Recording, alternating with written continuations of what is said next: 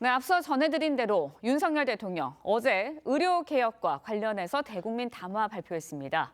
논란의 핵심이죠. 의대 정원 증원 규모 2,000명에 대해 산출 근거와 당위성을 설명했고요. 그러면서도 처음으로 조정 가능성을 시사했습니다. 대통령이 기존의 강경 입장에서 다소 유연해진 것 아니냐라는 분석이 나오고 있는데 먼저 여야의 반응 보겠습니다.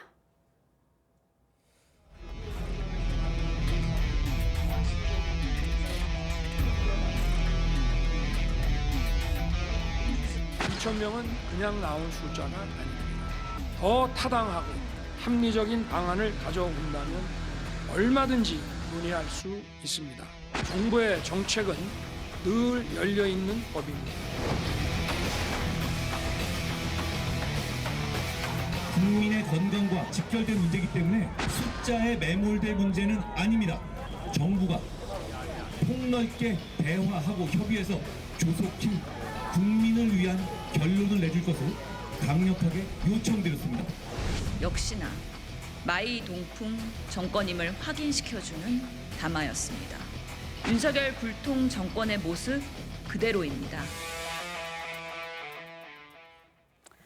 네, 윤석열 대통령 51분에 걸쳐 대국민 담화 발표했습니다. 기존의 강경 입장을 고수한 건지 아니면 전향적인 태연을 보였다고 봐야 하는 건지 여야의 입장이 굉장히 엇갈립니다. 김상일 평론가께 질문할게요. 어떻게 들으셨나요, 어제? 51분간 대부분 그 근거와 2,000명이 어떻게 나왔는지 근거와 당위성을 설명을 했습니다. 그런데 거기에다가 더 합리적이고 타당한 안이 있으면 가져오라고 얘기를 하셨어요. 그러면은 본인이 더 타당하고 더 근거가 합리적인 안이 있다고 생각을 하실 수 있을까요? 이것을 전향적인 태도라고 볼 수 있을까요? 51분간 지금 현 상황에 대해서 뭐 어떻게 하겠다든가 아니면 거기에 대한 유감이라든가 국민을 어떻게 좀 설득했으면 좋겠는 그런 어떤 이야기를 많이 하지 않은 것을 봐서는 이것을 전향적인 태도로 듣는 이들이 느꼈을까? 그 부분은 저는 좀 의심스럽고 저도 51분 듣는 내내 이게 뭐지? 이게 뭐지? 제가 초등학교, 중학교 때 교실에서 선생님 말씀을 듣고 있나 이런 생각을 할 정도였기 때문에 이걸 전향적인 태도로 의료계가 받아들일지는 저는 개인적으로 의문입니다. 알겠습니다. 일단 여당 내에서도요, 이 다른 목소리들이 지금 나오고 있는 상황이죠. 담화 이후에 윤 대통령의 탈당을 요구하는 목소리가 나왔고요. 앞서서 이제 국정 운영 관련해서 대국민 사과를 해야 된다. 험지 출마 후보자들의 목소리도 나왔습니다. 여당 내에서 이런 목소리 나오는 건 어떻게 해석을 하면 되겠습니까? 본인들의 지역구에서 워낙 어렵다 보니까 네. 이제 이런저런 대안을 내놓는 것 아닌가 싶은 생각이 드는데, 자, 기본적으로는 저는 뭐 윤 대통령이 이게 의료계와의 문제가 아니다 하는 게 어제 그 담화 이 기조에 깔려 있다고 봅니다.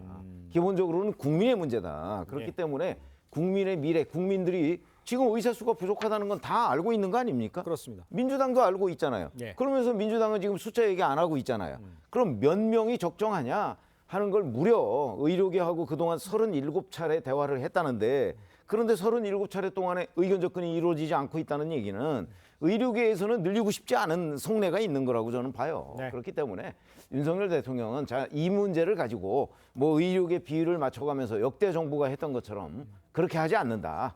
뭐 총선에 뭐 좀 불리한 영향을 미치더라도 나는 우리 국민들의 10년 후, 20년을 위해서 그 국가 전략을 세워나가겠다. 저는 이런 의사표시로 보여요. 예. 그렇기 때문에 뭐 물론 이제 더 합리적인 안, 지금까지 37차례 동안 의료계에서 이런저런 얘기를 했는데 그게 합리적이지 않다고 해서 내놓은 결론 아닙니까? 2,000명이라는 것이.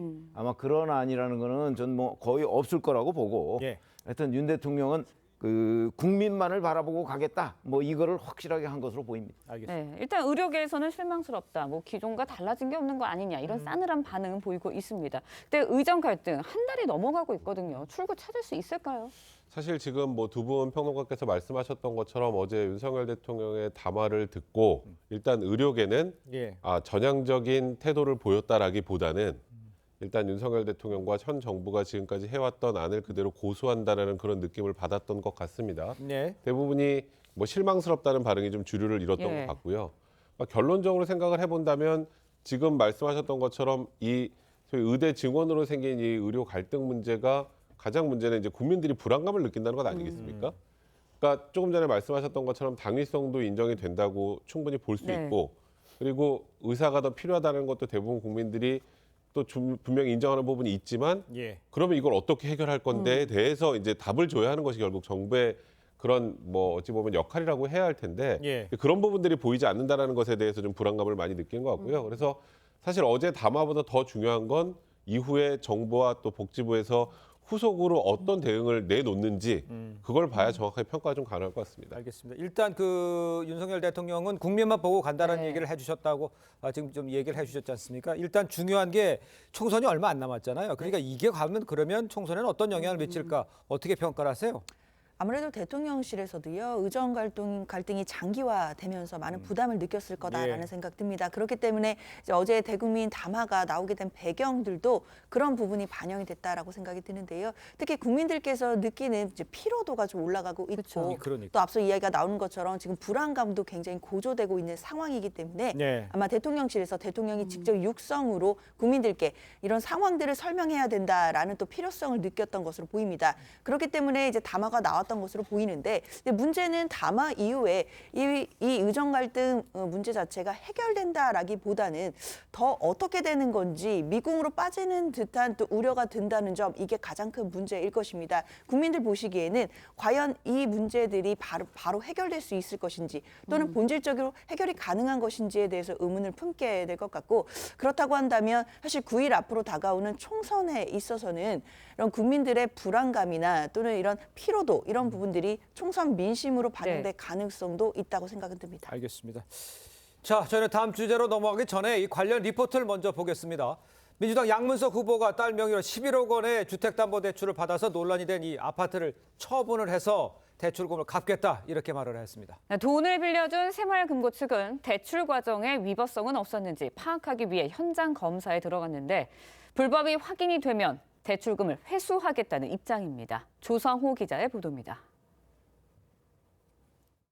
민주당 양문석 후보가 SNS에 올린 입장문입니다. 아파트를 처분해 새마을금고 대출금을 갚겠다고 사과했습니다. 양 후보는 2021년 대학생 딸 명의로 새마을금고에서 11억 원의 사업자 대출을 받고 대출 증빙을 위해 허위 물품 계약서를 작성해 논란이 됐습니다. 양 후보는 매각 과정에서 손실이 발생하면 감수하고 차익이 나면 기부하겠다고도 했는데 문재인 정부 청와대 대변인 시절 흑석동 부동산 투기 의혹을 받았던 김의겸 의원이 밝혔던 해법과 비슷합니다. 국민의힘은 양 후보를 사기 혐의로 검찰에 고발했습니다. 대출하면서 허위 서류를 낸 점, 자금으로 5억 원의 물품을 구입했다고 또 허위 서류를 또 새마을금고 중앙회를 방문해 대출 경위에 대한 신속한 조사를 촉구했습니다.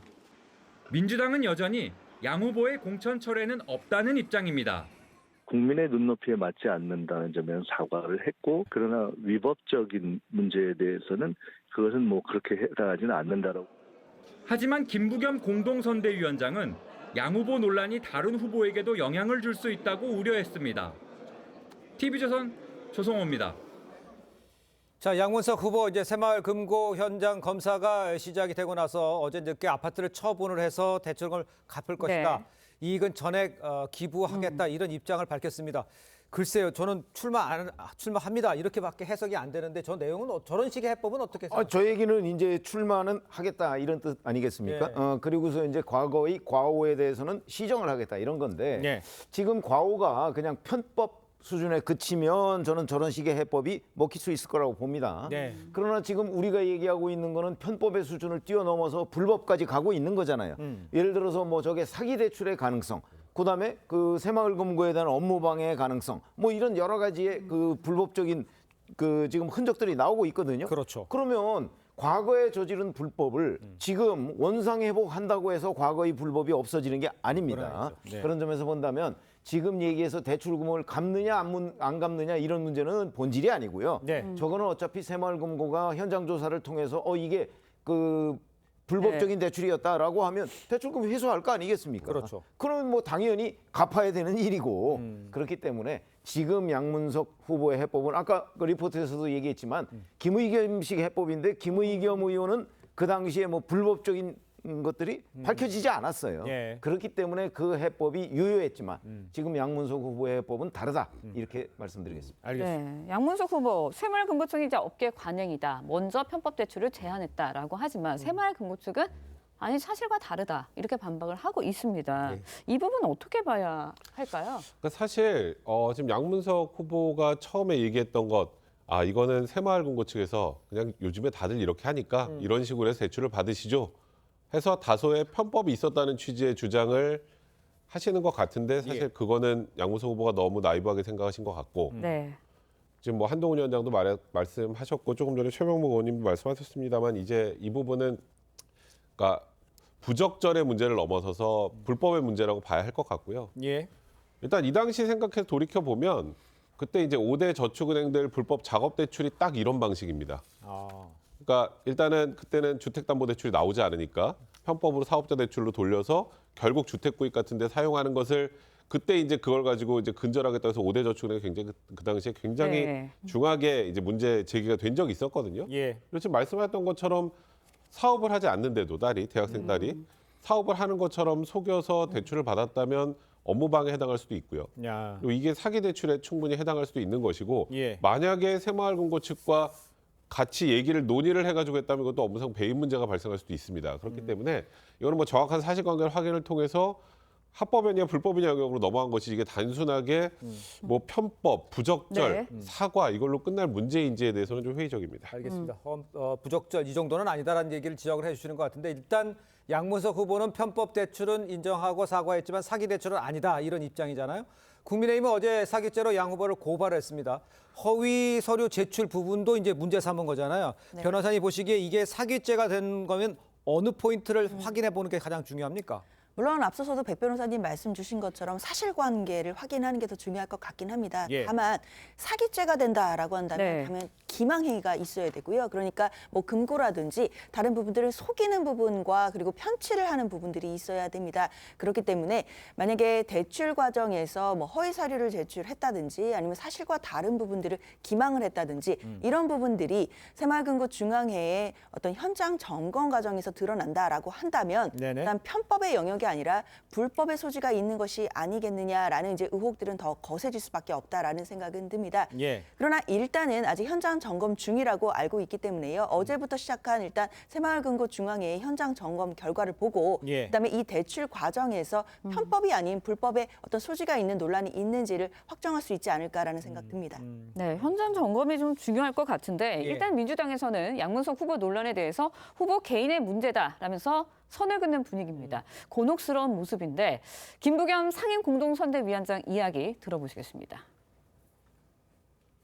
선거 전에 돌입해서 이런 사안이 제기됐기 때문에 참 상당히 당으로서는 곤혹스러운 건 사실이죠. 또 이게 분명히 국민 눈높이에는 어긋나는 점을 인정합니다. 그렇지만 지금 이 문제는 만약에 또 해당 선거를 포기하거나 이렇게 할 수는 없잖아요.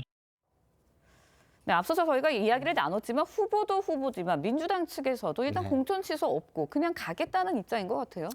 그러니까 이제 고민이 굉장히 많은 것 같아요. 왜냐하면 그 지역에서 지금 후보를 빼는 게 더 좋은지. 왜냐하면 빼는 게 더 좋은 건 뭐냐면 다른 지역, 특히 격전지에 영향을 많이 줘서 이 한석을 지키기 위해서 열석을 잃는 경우가 나온다면 그렇죠. 빼겠죠. 예. 근데 그런 게 아니라면, 그러니까 여론 동향을 저는 굉장히 예의주시하고 있을 거라고 보는데 그런 게 아니라면 네네. 그 지역에서 어쨌든 우리 후보를 빼서 저쪽을 당선시키는 것보다는 당선이 된 후에 재보궐로 가게 하는 것이 더 나을 수도 있다. 이런 판단이 될 수도 있어요. 뭐 제가 뭐 어떤 판단을 지금 하고 있다라고 명확히 말씀을 드릴 수는 없지만 네. 그렇게 복잡한 셈법이 여기에 존재한다라는 말씀을 드리고 네네. 이런 셈법 속에서 지금 여론 동향을 계속 예의주시하고 있다. 이렇게 보시는 게 맞을 것 같습니다. 알겠습니다. 선거 전략적으로 어떻게 더 좋은지를 지금 예의주시하고 있다 이렇게 이해를 할 수 있을 것 같은데 그렇게 여쭤볼게요. 그렇지만 전체적으로 봤을 때 아까 국민 눈높이 얘기했지 않습니까? 그렇다면 국민 눈높이에는 이게 적당한지 다른 지역에 어떤 표심엔 영향이 있을지 이건 어떻게 봐야 돼요? 그러니까 지금 말씀하신 게 바로 그런 부분인데 예. 눈높이에 맞지 않는다는 거는 뭐 김부겸 위원장도 다 그렇죠. 인정을 했고요. 네. 예. 자, 그런데 단순히 눈높이에 맞지 않는 가운데 자, 일주일만 버티자. 그러면 이제 총선이니까 뭐 이런 식의 이제 판단을 하고 있을 거예요. 네. 그러면 일주일 동안 어떤 변화가 있을 것이냐 하는 부분이 이제 민주당 지도부가 고민하는 지점이에요. 그렇군요. 예를 들어서 자, 양문석 후보 논란이 지금 며칠째 계속되고 있고 뭐 막말 논란에 이어서 이제 이 뭐 사기 대출 의혹에 관한 논란이 계속되고 있잖아요. 예. 그러면 이런 것들이 이제 표심에 영향을 미친다고요. 그래서 민주당이 잘 들여다보고 있다가 예. 이것 때문에 그 다른 지역 그 격전지의 다른 지역의 표심이 출렁거린다 아하. 싶으면 아마 포기시킬 거예요. 야. 근데 그 조짐이 적어도 오늘까지 지금 이 시점까지는 예. 저는 그 감지가 안 되니까 지금 이제 좀 그 후보 개인의 문제다 이렇게 선을 긋고 있는 것이지 예. 만약에 오늘이라도 또는 오늘 오후라도 저런 문제가 표심에 상당한 영향을 지금 미치고 있더라. 특히 수도권 같은 경우 예. 이런 판단이 들면 아마 곧바로 그 후보를 사퇴시킬 것입니다. 알겠습니다. 그것이 네. 이 한석을 잃더라도 예. 다른 뭐 5석이나 10석을 얻는 결과가 된다 이렇게 판단을 할 가능성이 높죠. 알겠습니다. 여론의 흐름을 지금 주시하고 있는 것이다라고 얘기했는데 장현주 변호사께는 아까 그 말씀하시는 것 중에 하나 좀 추가적으로 질문 드리고 싶은 게 이게 복잡한 문제는 아닌 것 같거든요. 뭐 어떻게 확인해 봐야 된다는 문제가 아니라 사업자 대출로 하고 내가 이렇게 사업한다는 걸 제출한 그 서류가 맞냐 틀리냐 요거만 확인해 보면 간단한 문제 아닌가요? 그렇죠. 사실은 그 당시에 제출된 서류들이 있을 것이고 그 서류가 그렇게 많은 양은 아닐 겁니다. 예. 그렇기 때문에 현장 점검을 통해서도 그 서류상의 문제가 없는지 그리고 서류와 그리고 현재 상황이 다른지 이런 부분들을 짚어보게 된다라고 한다면 예. 어떤 속이는 부분이 있었는지를 확인하기는 쉬울 것 같다는 생각이 들거든요. 그리고 당시에 그 새마을금고 측의 어떤 직원이라든지 대출 업무를 했던 관련자들의 이야기들 이런 부분들을 현장 점검을 통해서 조사를 해본다라고 한다면 예. 사실관계를 뭐 조속하게 확인해 볼 수 있지 않을까라는 기대는 됩니다. 예, 짧게 한 말씀. 근데요, 지금 뭐 양문석 후보의 딸이 대학생이고 그 이후에 세금을 낸 적이 없는 상황에서 사업자가 아니라는 거는 뭐 너무나 명백한 상황이고요. 네. 그리고 그 이후에 이게 그냥 대출해주고 끝이 아닙니다. 사업자 대출이라는 게 그 당시에 사업자 대출을 빌미로 집을 사는데 부동산 투기에 활용하는데 그것 때문에 이후에 사후조사도 해요. 사후조사에 뭐 4억 원대 상당의 허위 물품 네. 계약서까지 냈다는 게 확인이 됐다면 예. 이게 뭐 굉장히 긴 시간 동안의 현장 조사를 통해서 이게 맞나 틀리나 법이 합법이냐 불법이냐를 판단할 문제는 아닌 것 같습니다. 이거 예. 조속하게 빨리 결론을 내주는 것이 중요하지 않을까 싶습니다. 알겠습니다. 새마을금고의 조사 결과가 오늘 나올 수도 있다는 이야기도 있으니까요. 한번 지켜보도록 하겠습니다. 자, 여야 대표 소식도 짚어봅니다. 한동훈 위원장 공식 선거 이후 처음 부산을 찾아서 본인에게 한 번만 기회를 달라고 호소를 했습니다. 그 모습 보겠습니다. 이러면 안 된다. 법을 중대한 선거라고 생각합니다. 저는 시작한 지 100일도 안 됐죠. 저는 여러분을 위해서 일하고 싶습니다. 아직까지 한 번도 기회를 안 주셨다는 겁니까? 제가 이렇게 사라지게 두신 겁니까? 여러분을 위해서 박박 주겠습니다. 저는 정말 그러고 싶습니다. 자, 보신 것처럼 한 위원장은요, 낮은 자세로 몸을 낮추고 네. 이런 모습 볼 수 있었습니다. 그런데 이제 리얼미터 조사에 따르면 부울경 지역 국민의힘 지지율 직전보다 15.3%포인트 내려갔다 이런 조사 결과도 있어요. 지금 그 PK 민심은 어떻다고 보는 게 정확하고 맞는 겁니까? 리얼미터 조사 하나만 가지고 PK 민심을 판단하기는 좀 어렵고요. 그렇겠죠. 저는 그냥 개인적으로 갤럽 조사나 이런 것들을 네. 다 종합해 봤을 때 네. 이제 이종섭 주 호주 대사 뭐 사퇴했잖아요. 네. 이런 문제들이 이제 수도권에 가장 큰 영향을 미치기 시작하면서 지방으로 확산되거든요. 저는 그 여파로 봅니다. 그 여파로 이제 부산이나 일부 지방 같은 데도 예. 이제 지지율이 뚝 떨어졌지만 사실 이종섭 주 호주 대사 사퇴하고 황상무 전 시민사회 소속 사퇴하고 그러면서 국민의힘 지지율이 이제 회복 국면에 들어가는데 회복 국면에 들어갈 때까지는 좀 시간이 걸리는 것 때문에 지금 PK 민심도 저렇게 출렁이고 있는 것 아닌가 이런 판단이 들고요. 그렇게 된다면 저건 어차피 회복이 됩니다. 근데 이제 문제는 회복이 100% 될 것이냐 아니면 과거보다 뭐 좀 한 70-80% 수준에 그칠 것이냐 이런 부분이 이제 앞으로 부울경에서 국민의힘 후보들이 몇 명의 당선자를 낼 것이냐는 걸 결정할 거로 봅니다. 네, 한동훈 위원장 정치를 시작한 지 100일도 안 됐다. 기회를 자신에게도 달라, 일하게 해달라 이렇게 호소를 하고 있거든요. 근데 흐름을 보면 지난주부터 계속해서 국민의힘 유세 현장에서는 호소를 하고 기회를 달라 이런 목소리들이 계속해서 나오고 있어요. 이런 전략에 대해서는 어떻게 보시나요?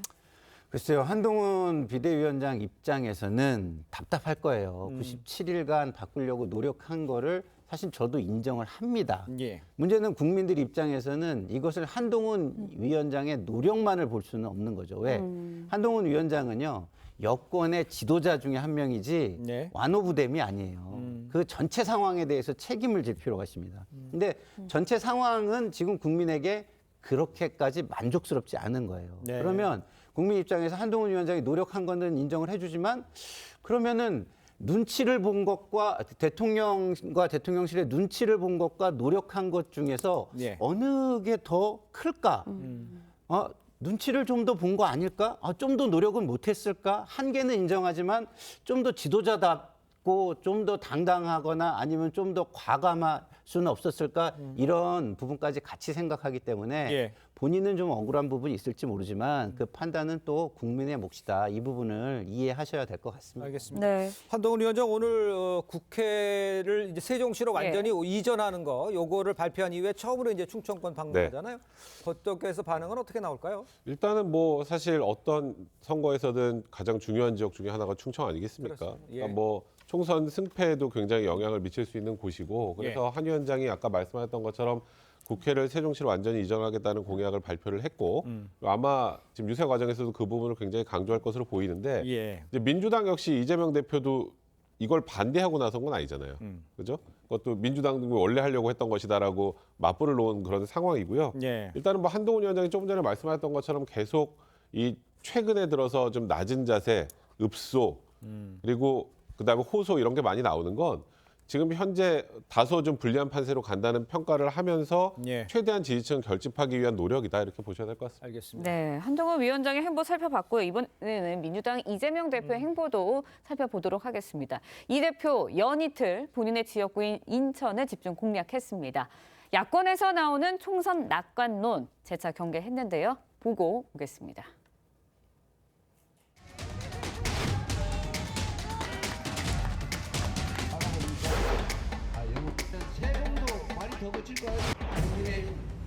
읍소 작전, 큰절 작전 시작했습니다. 그렇죠? 눈물 흘리면서 다시는 안 그러겠다. 여러분을 위해서 열심히 일하고 있었습니다.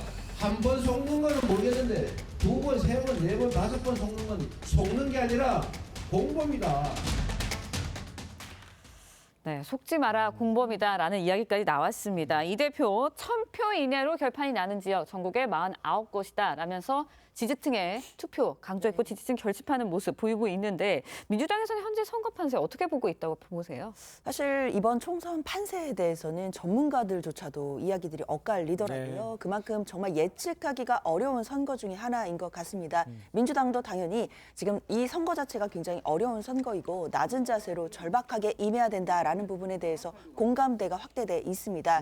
특히 이재명 대표가 이야기한 것처럼 뭐 1000표 이내로 결판이 나는 그런 접전지가 굉장히 많을 것이라고 예상이 되고 있거든요. 그렇다고 한다면 국민의힘도 민주당도 그리고 다른 당들도 누구 하나 다 안심할 수 없는 상황이라고 생각합니다. 총선 마지막 날까지 민심에 더 낮은 자세로 호소하고 한 표라도 더 호소하는 자세로 다가가는 정당이 결국에는 국민의 선택을 받지 않을까 그런 마음으로 민주당은 지금 절박한 심정으로 총선에 임하고 있다라고 말씀드려야겠습니다. 알겠습니다. 자, 그런데 이거 한번 살펴보죠. 이 대표가 오늘요 대장동 관련 재판에 출석할 예정입니다. 밤에 어제 이제 녹화한 원희룡 후보와의 첫 토론회가 오늘 밤에 방영이 되잖아요. 이게 굉장히 관심이 있어요. 이 내용 가지고. 지금 원희룡 후보의 경우에는 승부를 걸어야 되는 시점에 와 있습니다. 그런데 인천 계양을이 아시다시피 워낙 그 이재명 대표한테 유리한 민주당의 유리한 지역이기 때문에 원희룡 후보로서는 여기서 뭔가 큰 카드를 던지고 아마 공세적으로 나왔을 가능성이 대단히 높기 때문에 어제 그 TV 토론 장면을 이제 언론에 공개할 것이냐 이걸 놓고서 상당한 논란이 있었다고 하죠. 근데 결국 공개하지 않기로 했다는 거 아닙니까? 제가 보기에는 아마 이재명 대표 측이 공개하지 않기로 했던 것으로 보여요. 그건 왜 그러냐면 저기서 어차피 본인은 아마 원희룡 후보로부터 난타를 당할 가능성이 대단히 높다 이렇게 판단을 했겠죠. 그렇기 때문에 그냥 그 녹화해서 보자 네. 뭐 이런 거 아니겠어요? 그런 느낌으로 저는 이제 판단이 되는데 예. 어찌됐든 간에 오늘 밤에 이제 방영이 되니까 저기에서는 뭐 대장동 1타 강사를 자처했던 원희룡 후보이기 때문에 그렇죠. 아마 대단한 공세, 특히 이재명 대표의 사법 리스크 관련한 공세를 폈을 것으로 그렇게 짐작이 됩니다. 알겠습니다. 네, 이 문재인 전 대통령의 행보도 좀 살펴보도록 하겠습니다. 예. 과거 지역구인 부산 사상과 경남 양산 찾았습니다. 민주당 후보들 지원을 했는데 정권 심판론에 좀 힘을 보태는 듯한 언사가 계속 나왔습니다. 어떻게 보셨나요? 그러니까 정권 심판론에 저는 방점이 있다고 생각하지는 않고요. 그렇습니까? 기본적으로 예. 개인적인 인연이 있는 후보들 지역을 지원한다. 그 민주당의 어른 그 원로로서 지원한다. 이 정도로 보는 게 낫지 않을까 싶은 게요. 예. 이게 전국적인 유세를 한다거나 전국적인 메시지를 내는 것은 아니거든요. 예. 만약에 전국적인 메시지를 만약에 낸다면 5년 만에 뭐 당신도 어쨌든 정권이 그 교체되는 그런 어떤 장본인이었잖아요. 네. 그래서 그 부분이 또 논란이 될 수 있기 때문에 그거보다는 지금은 그 어떤 본인이 좀 도움이 될 만한 후보, 될 만한 지역을 골라서 네. 이렇게 그 지역만 지원하는 그 정도로 보는 것이 행보로 보는 것이 저는 맞지 않을까 이런 생각이 듭니다. 예, 알겠습니다. 자, 후보자의 막말에 관해서도 다시 한번 짚어보도록 하겠습니다. 민주당 김준혁 후보입니다. 과거 유튜브 발언들로 논란이 네, 되고 네, 있죠. 박정희 전 대통령이나 이화여대 초대 총장이 여성들을 성적으로 착취하는 이 비위를 저질렀다 이 주장 펼친 과거 발언들 지금 줄줄이 나오고 있습니다. 글쎄 이 부분을 어떻게 이해를 해야 되겠습니까? 사실 뭐 최근에 한 발언 아니고 2017년, 뭐 2020년 이게 과거의 발언이긴 합니다만 예. 이 발언의 정도 수위가 사실 네. 국민들이 받아들이기에는 너무 셉니다. 네, 너무 그러니까요. 세고 그리고 지금 대상이 이제 과거에 박정희 전 대통령이 뭐 과거 위안부와 성관계를 했을 가능성이 있다라거나 그러니까요. 뭐 김환란 이대 총장이 그 당시 미군들에게 여대생들 성상납을 시킨 것 같다 뭐 이런 얘기를 했단 말이죠. 아무 근거도 제시하지 않으면 그러니까 거기에다 지금 말씀하셨던 것처럼 이런 걸 보면 이랬을 것이다가 아니라 그냥 던진 거예요. 예. 이건 명백한 사자 명예훼손입니다. 그래서 이거는 법적으로 문제가 될 가능성이 매우 높고요. 예. 사실 저는 개인적으로 양문석 후보의 최근의 그 대출 논란과 이 김준혁 후보의 이 과거에 사실 저희가 입에 담기도 힘든 정도의 이 막말이 예. 좀 대중들의 표심에 큰 영향을 줄 수 있는 그런 사안이 아닌가 굉장히 좀 위중하게 보고 있습니다. 알겠습니다. 자, 조국 혁신당 조국 대표 소식도 짚어보겠습니다. 조 대표는요, 한 유튜브 방송에서 대법원 시정이 확정이 되면 정치인 조국은 어떻게 됐냐 이런 질문에 이런 대답을 했습니다. 함께 들어보겠습니다. 못 읽었던 책 읽고 뭐 푸시업하고 스쿼트하고 플랭크하고 이러면서 건강관리 열심히 해서 그 기간 나와야 되죠. 윤석열 대통령과 국민의힘으로부터 버려지지 않을까 생각합니다. 더 이상 이제 효용 가치가 없다라 판단하고 한동훈 특검법에 민주당, 조국혁신당 그리고 국민의힘 일부가 찬성해서 통과될 수도 있겠다라고 추측해 봅니다. 감옥이 무슨 스포츠 센터냐 이런 지적도 일부에서 나오고 있는데 저 어떻게 이해를 해야 되겠습니까? 아니 저는 뭐 조국 대표가 그냥 그 본인이 실제 닥칠 일 뭐 이거를 그냥 그 담담하게 풀어갔다고 생각합니다. 무슨 예. 얘기냐면 자 징역 2년 선고를 받았잖아요. 그러면 이제 대법원 확정 판결이 그 뭐 빠르면 5월 뭐 내지는 뭐 한 7월 요 5, 6, 7월 사이에 이제 나올 예. 가능성이 대단히 높은데 예. 그러면 조국 대표가 이제 국회의원 배지는 달 거예요. 달고 이제 그 의정 활동을 뭐 한 몇 달 하다가 이제 그 감옥을 갈 가능성이 현재로서는 뭐 대단히 높은 거 아닙니까? 그러니까요. 그러니까 그런 부분을 그 얘기를 한 거고요. 네네. 그렇게 되면 이제 그 후순위가 승계를 받겠죠. 뭐 그러나 이제 조국 대표의 정치적 생명은 거기서 아마도 마감되지 않을까. 저는 그렇게 개인적으로 관측을 합니다. 네. 그게 왜 그러냐면 2년을 뭐 감옥에 갔다 와서 뭐 다시 피선거권을 회복한다든가 이런 건 아니거든요. 네네.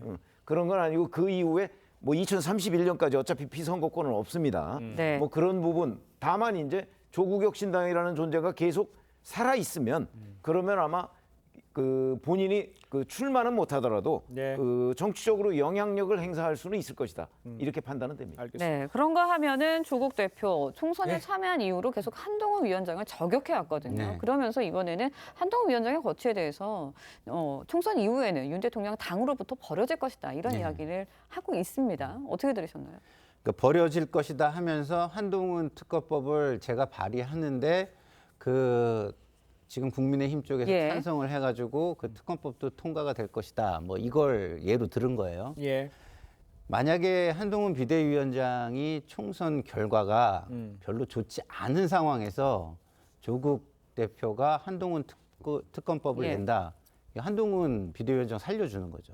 아. 정치적으로 다시 부활시켜주는 거라고 저는 봅니다. 근데 물론 그 좋은 성적을 만약에 얻는다면 강력한 경쟁자로 탄생하니까 그걸 견제하기 위해서 특검법을 발의해가지고 견제할 수 있을 수도 있습니다. 예. 그렇지만 만약에 결과가 안 좋은데 거기에다 한동훈 특검법을 조국 대표가 네. 발의한다? 예. 그리고 그러면은 국민의힘이 버리기 위해서 그걸 찬성할 것이다. 저는 전혀 그렇게 생각하지 않고요. 예. 오히려 한동훈 비대위원장을 중심으로 똘똘 뭉쳐라라고 깃발을 하나 만들어주는 셈이다. 그래서 정치적인 감은 상당히 떨어지는구나. 조국 대표가 이런 생각이 들었습니다. 알겠습니다. 네. 이것도 한번 살펴보죠. 국민의힘이 오늘요 다단계 사기 혐의를 받은 이 업체의 변호를 맡았던 박은정 후보의 남편 이종근 변호사죠. 이 범죄 수익 수수 혐의로 검찰에 고발한다고 했습니다. 백성문 변호사께서 네. 수사는 어떻게 될 것 같아서 보이세요? 뭐 사실 뭐 부적절한 건 뭐 너무나 명백합니다만 일단 이 부분은 정치적 고발이라고 저는 개인적으로 생각합니다. 이게 나쁜 의미가 아니고요. 일단 그 이종근 변호사 과거 검사장 시절에 우리나라 다단계 수사의 최고 권위자 아니었겠습니까? 그럼에도 불구하고 1조 원대 다단계 사기에 저도 수임료가 예. 20억이 넘는 건 거의 처음 보는 것 같습니다. 예. 이 단일 사건으로. 그렇다면 그리고 이거는 명백하게 예. 피해자들의 돈 아니겠습니까? 그러니까 그 부분을 다시 한번 강조하고자 하는 취지가 아닐까 개인적으로는 생각이 들고 예. 이제 예를 들어서 형사사건 수임을 하다 보면 이 결국 피해자의 돈과 이게 섞여가지고 수임료로 지급되는 경우들이 꽤 많기 때문에 예. 적절한 건 아닙니다만 그러니까 굉장히 부적절한 걸 다시 한번 강조하면서 그러니까 이종근 변호사의 행동 자체의 문제점을 다시 한번 지적하는 의미 정도로 보시면 되지 않을까 싶습니다. 그러니까 법적으로는 문제는 없지만 좀 도덕적으로 문제가 있다. 그리고 뭐 얘기 나오는 거는 남편인데 뭔 상관이냐 이런 얘기도 나오고 있다는 얘기는 하신 것 같아요. 알겠습니다. 자, 네 분 말씀은 여기까지 듣겠습니다. 고맙습니다. 고맙습니다. 감사합니다.